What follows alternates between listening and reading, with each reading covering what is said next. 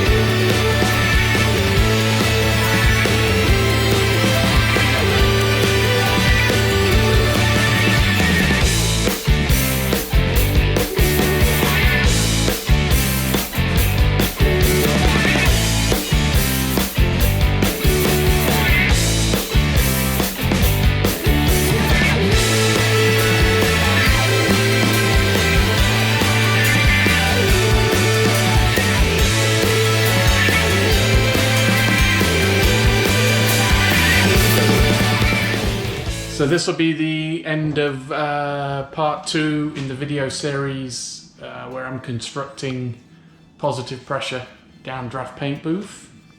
As you can see, I've finished construction on pretty much finished construction on the inside of the booth.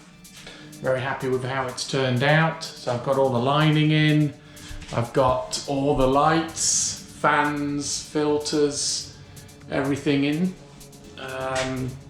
Yeah, so I think now what remains for